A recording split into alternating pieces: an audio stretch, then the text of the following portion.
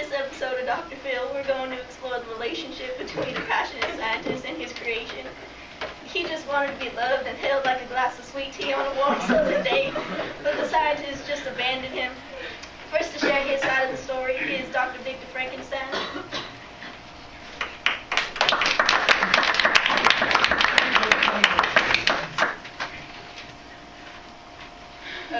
Victor Frankenstein was a privileged young boy who grew up to find a true passion to investigate the unexplored in science. So, ladies and gentlemen, without further ado, let's all welcome Dr. Victor Frankenstein.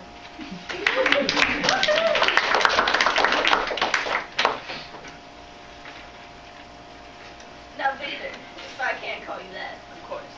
Now, tell the audience a bit of your backstory, where you're coming from. Well, ever since I was a child, I have lived a privileged life and have had a passionate love for science and all of its mysteries. When I was 17 years old, my mother died from a fever, and she's here with me today. I'm right here, baby. And I suppose you could say that was one of my main motives for exploring the ideologies of erasing the fine line between life and death. I went to college and thrived despite the ridicule. However, Professor Waldman supported me and played an important influence in my life. Now, it also says here in my notes that you were once wed to a lovely woman named Elizabeth, and can you please elaborate on your relationship? First, I would just like to say that I loved her with all of my heart and appreciate that she's the roof I shelter myself with during a storm and the shoulder that I can always count on. Not to mention that she's the rock that... That sounds like you two are really in love. Doesn't that sound like they're really in love? But, now, see, look here. It's kind of odd to me that you can be so in love with this one person, Elizabeth, but then hate someone so much. Tell us a little bit about your relationship with Monster Rowe. You are his creator and his father, in a sense. Don't you feel any sort of sympathy towards Monster Rowe, your son? Well, I might mention that he's not even a human, unlike Elizabeth. I created him on a stormy night to show the capability of my powers and have regretted that moment in which I created his life.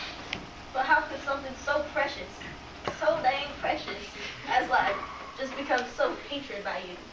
It is not much of a hatred, but rather a resentment towards him, because that was the instance in which I recognized my full scientific ability. Okay, I see where you're coming from. But why are you scared of knowledge? Well, it's not exactly knowledge that I fear, What are you afraid of knowing? I'm not real afraid of knowing anything. Okay, I'm just going to stop you right here.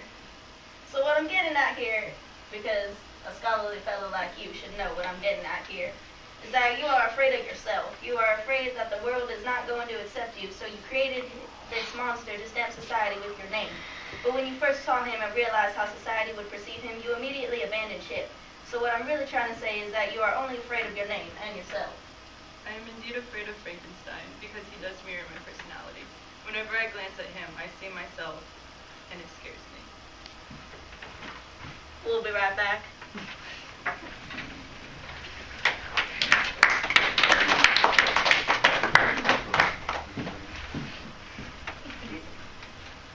On MonsterMash.net, you can find that special love connection that has been missing in your life. MonsterMatch.net is the perfect online dating experience for that special love connection you're missing. But here's the catch. Before checking out your future lover's rock and looks, you'll get to know them on a more intimate level by getting to know them in personality alone. After one day of not knowing what the other person looks like, when the 24-hour period ends, Monster Mash will set up a date for you automatically based on your profile characteristics. Both of you will endeavor in the most thrilling dating adventure in your life. So be prepared to get mashed with your true love. Go and register today at monstermash.net, where perfect mashups meet.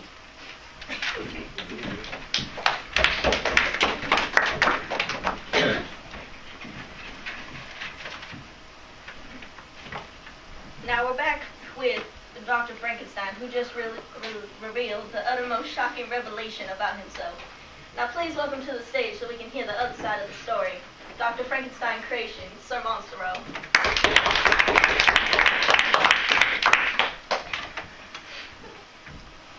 Can I call you Monster Rowe? Why, yes, of course. Now we would like to hear your perspective on the story. Certainly, I would love a chance to share with you how I feel particularly about the situation. What is one of your very first memories of your creation?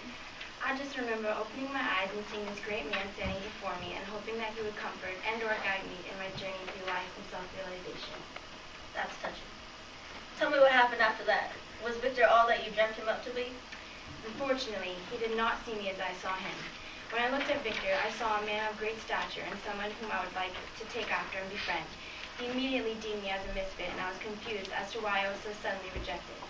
I was forced to scavenge for myself in the wild, and it was then that I see what I looked like to others, and realized it was far from close than what I thought was seen of me by others.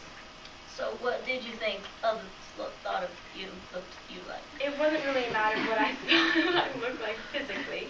It was more of what I thought others perceived me as, a man of what I thought I was inside, a friendly man hoping to learn all that he can and embrace the culture wholeheartedly that he had been immersed in. And how did you try to embrace this culture? I observed a family from afar, whom I thought was kind enough to accept me for who I am. They inadvertently taught me how to talk, but when the day came that I tried to interact with them, I was quickly rejected like I was by my Creator. At that moment, I realized that I was injected into this spot of society and would never know the comforts of changing the way others thought of me.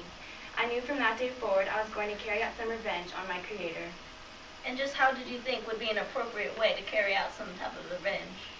Well, I did try to reason with Victor at first, with the uttermost respect I could muster, and we did come to some consensual agreement that entailed Victor to me. Now, isn't that something? That is just really interesting. Let's talk to Doctor himself about this agreement between you two. Well, in the heat of the moment, it seemed like a good agreement, but after thinking it through, I realized what a regret the monster was, and realized that I was burdening myself with twice the regret, because I knew they would have twice the capabilities of destruction. You broke our promise! You abandoned me! I have no one to love, and you have everything! A promise means nothing to me if it goes against my morals and ethics, and I don't even make this deal, and I didn't even make this deal with someone of the same kind as me. Now, wait a minute. Wait just a minute. Let's all calm down here. Have a seat, gentlemen. You just said earlier that you saw yourself in him. No, I didn't. Yes, you did. No, I didn't. Yes, you did. No, I think you're mistaken. Yes, you did. Where would you draw the line of being morally right when you could let things be destroyed or make something then abandon it? And you, Mr. Monstro, why does one broken promise give you any right to kill? People have broken good promises to me. Does that mean I can kill you right now? Why do both of you have to say for yourself? What have you learned here about yourselves and each other? Well, I learned that you're still ugly, but I guess I can live with that. I learned that it was my fault that Monstro followed along his path to his destiny, and that it was my duty as his creator to guide him in the opposite direction towards the basic guidelines of humanity.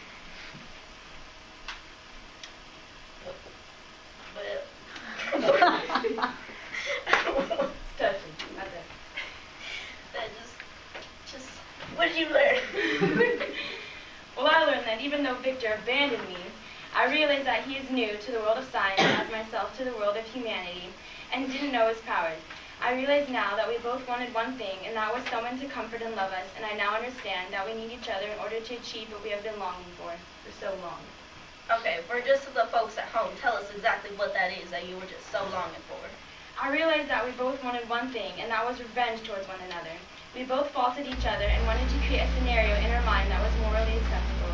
We needed each other to accomplish something that made us feel good about ourselves. So you realize that I don't hate you. And you realize that I am not what you think I am, and I am human? Oh, now doesn't that warm your heart like a piping hot cup of cocoa on a rainy day? We'll be right back, folks.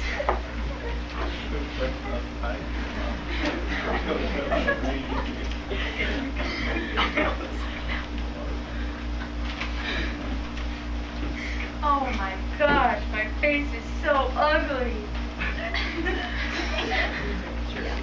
Do you have discoloration in your skin tone? Do you have insecurities in your face? Do you look in the mirror fearing to face the world? Do you fear the judgment of others? Do you overall hate your face? We have a solution for your problem. Instant video solve your problem just like that. Just like that.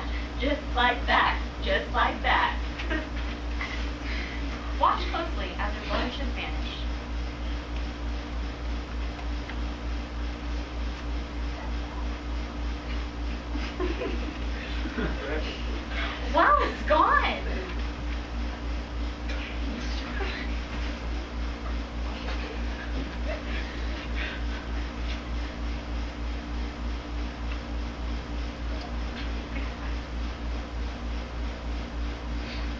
If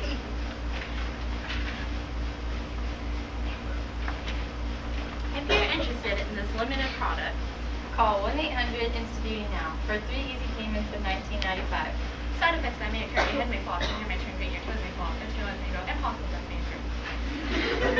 INSTA-BEAUTY will do its duty.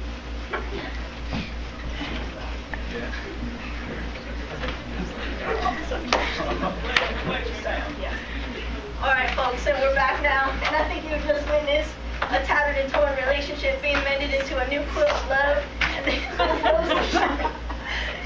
goes to show you that if you would take the time to look past a person's flaws, you would be able to see the real them, and you might actually really like them, and they could make you happier than a turkey the day after Thanksgiving. Thanks for tuning in, and I'll see you all next week when we have Dracula on the show, where we will discuss the side effects of his addiction to blood and how it's tearing his family apart.